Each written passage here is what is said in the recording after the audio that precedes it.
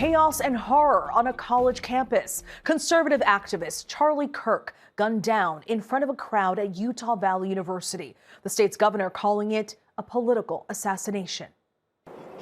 Everyone's just scared. It's traumatizing. I watched a fountain of blood come out of the side of his neck like a water fountain. And it was surreal. I saw that he was shot in the neck and that he was squirting blood everywhere. Witnesses describing the horrifying shooting death in broad daylight today of conservative activist Charlie Kirk on a college campus in Utah, the latest act of political violence in America. Tonight, law enforcement still looking for the person responsible. We believe this was a targeted attack towards one individual. I want to be very clear that this is a political assassination. We just need every single person in this country to think about where we are and where we want to be. A controversial figure, Kirk said he was no stranger to death threats, speaking on the George Janko show last year. We get death threats all the time. You know, they come, they send stuff to our homes and all that. And yeah, that's just par for the course. I mean, if you are not getting active death threats, you're not really doing much for the country. The founder of the conservative organization Turning Point USA, an author and media personality, he built a massive following, particularly popular with young audiences. At just 26 years old, he spoke at the 2020 RNC, endorsing Donald Trump. Trump is the bodyguard of Western civilization. Considered family by President Trump, his influence outsized in the MAGA movement. Charlie Kirk was seen as the force behind young conservatives. This was a guy that actually electrified that sector of the base. And for Donald Trump, this was a critical voting bloc in every time he was on the ballot. And to think that one of their own, someone that they saw as a kid, rise up over 10 years, to think that he's now gone, it has really rocked people in Donald Trump's orbit to their core.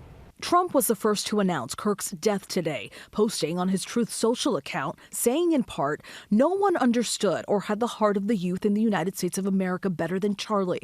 He was loved and admired by all, especially me, and now he is no longer with us." Trump remembering Kirk in a video posted later. Charlie inspired millions, and tonight all who knew him and loved him are united in shock and horror.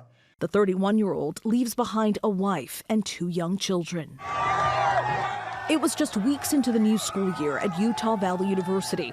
Thousands gathered to see Kirk, as captured on his social media, on the first stop of his American comeback tour this fall. That's a lot of people, Utah, I'll tell you what. Hosting debates between conservatives and liberals called Prove Me Wrong. Get comfortable. Bring the best libs that Utah has to offer. Just after noon, local time, Kirk sitting on a stool, talking to the crowd. And as he was answering a question about mass shootings in America, a single shot was fired. Do you know how many mass shooters there have been in America over the last 10 years? Counting or not counting gang violence? Great. Witnesses hitting the ground, some chanting.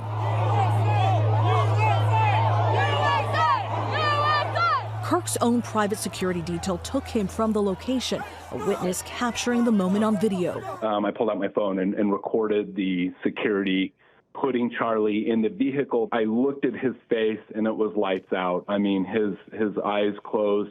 He fell back. He did not move.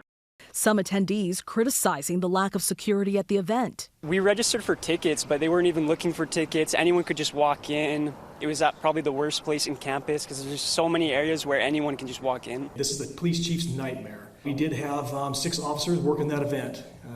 We had probably over 3,000 people that were in attendance. Investigators say they believe the shooter was positioned in a higher location from where Kirk was speaking. If you have an event that there's really no getting the people, check the people out before they come in. Probably should have done that, but even still, that wouldn't have worked in this particular situation. All of a sudden, you got a person on a roof. Outdoor venues are extremely challenging. Hours later, authorities announcing that a person of interest was in custody, but FBI Director Kash Patel posting on X that the person was released after interrogation. I want to make it crystal clear right now to whoever did this, we will find you. We will try you, and we will hold you accountable to the furthest extent of the law. Political violence has become increasingly more frequent. In April, Pennsylvania Governor Josh Shapiro's home was set on fire after an arsonist threw Molotov cocktails, upset about the governor's stance on Gaza. I mean, this is sadly a real part of our society today, and it needs to be universally condemned. In June, 2 Minnesota lawmakers were shot. The suspect had a list in his home targeting abortion clinics and lawmakers. There's no place for this politically motivated violence in our democracy. And last year, Trump surviving 2 assassination attempts, including one while campaigning in Pennsylvania. Today, Democrats sending their condolences. Former Vice President Kamala Harris writing on X, "I condemn this act, and we all must work together to ensure this does not lead to more violence." Mourners leaving flowers outside the Turning Point offices in Arizona. Trump ordering all flags to be lowered to half-staff in honor of Kirk. We hear so much about young progressives, but Charlie Kirk and young conservatives, that is a movement that I think he's going to be tied to and remembered for quite some time. We will, of course, continue to follow this story on all ABC platforms, including complete team coverage on GMA in the morning.